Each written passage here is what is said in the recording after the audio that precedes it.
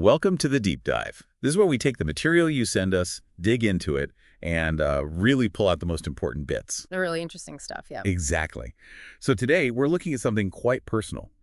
It's from Zoran, reflecting on his childhood neighbor and friend, Mark McClellan, and the huge influence Mark had on Zoran's life. And the sources are Zoran's own memories, his personal reflections on this really significant relationship. Right. So our mission, basically, is to unpack how these connections, the ones that maybe seem small or just, happenstance, like living across the street, Yeah. how they can actually shape who you turn out to be. Zoran uses this great phrase talking about ancient roots that feed the very tree of your being. It's quite poetic. It really is. So let's get into it. Okay, so the first thing that jumps out is just the power of proximity, right? Being neighbors. Yeah, it's something you don't really choose. Exactly. And Zoran points out it could just be annoying, But here it wasn't. It was the opposite.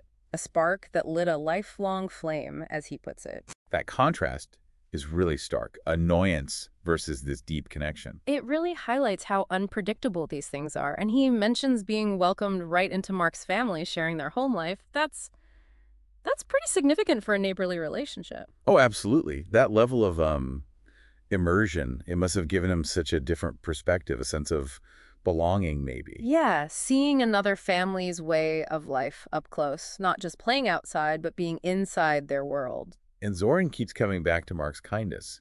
He describes it as a steady, warming current, not just, nice sometimes. Right, consistent warmth. Think about what that does for a kid. That kind of steady kindness.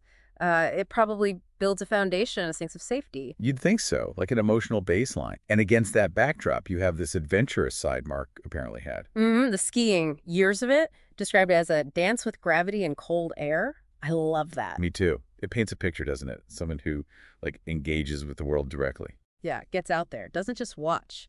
Which sort of connects to this idea of discovering things through experience. And maybe that leads into the next big piece, the music. Ah, yes.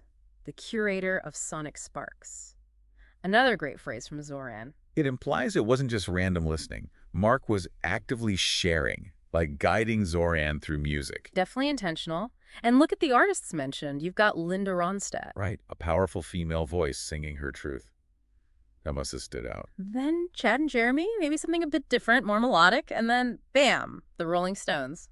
Sticky Fingers. Wow, yeah. Talk about raw energy. That's quite a mix. It is. It's like Mark was opening doors, showing Zoran the sheer range of what music could express. Different emotions, different energies. It wasn't just listening to records, was it?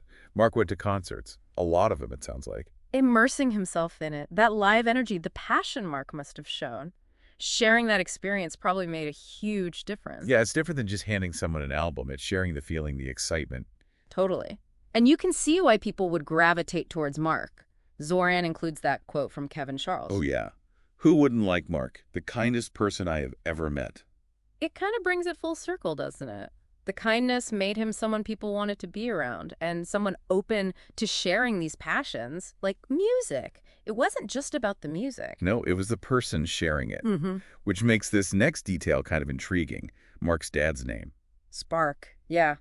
Zoran sort of wonders if names carry energy. It adds this little layer, doesn't it? Almost like fate. It does. And then just the sheer length of this friendship, 46 years.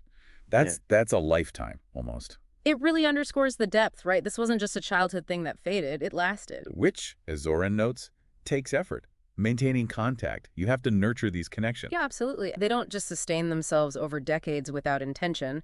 That initial spark needs fuel. And it seems like Mark's whole outlook was part of that fuel, too. Zoran calls him forever young at heart. Someone who just loves life and life seems to love him back. That idea Zoran shares. Simple truth, yet profound. To love life is to invite its magic. It's such an optimistic way to view things. And imagine being around that energy growing up. It's bound to rub off, right? You'd hope so. Just seeing someone embody that joy, that openness, it probably shapes how you approach things, too, even subtly. Which leads perfectly into Zoran's final thought. It's so well put. Some sparks arrive quietly across the street, and yet their light can guide you for a lifetime. It just sums it all up. It really does. Captures that quiet, unexpected power of connection. So building on that, Zoran actually created something for you, the listener, to kind of engage with these ideas personally. Right. It's called the Dragon Trial, the Echoes of Influence. Think of it as a way to map out these kinds of influences in your own life. Okay, so step one is identify a key influencer. Could be anyone, right? Yeah. Friend, family, teacher, maybe even a neighbor like Mark, someone who introduced you to something important. Yeah. Who first comes to your mind when you think about that? Then step two, recall the spark moment. That specific time, that interaction where it started. Can you picture it? What happened? Try and get specific. What was said? What was shared? That initial little flashpoint. Step three is trace the ripple. Okay, so you had the spark moment. How did that influence keep going? What else did it lead to, like a chain reaction? Where did that path take you over time? What other interests or choices stemmed from it? And the last step, number four, acknowledge the gift.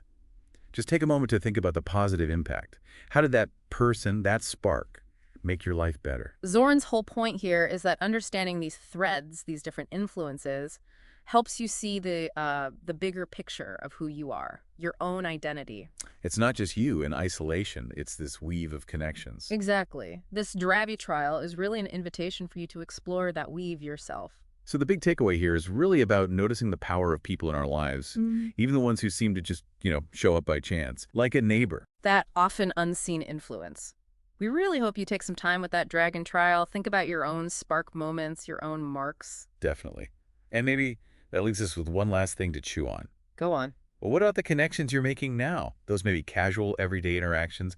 Could there be a future spark there, a potential influence you don't even recognize yet? Ooh, that's a good one. What seemingly small things today might be forming those ancient roots for your future self? Something to think about.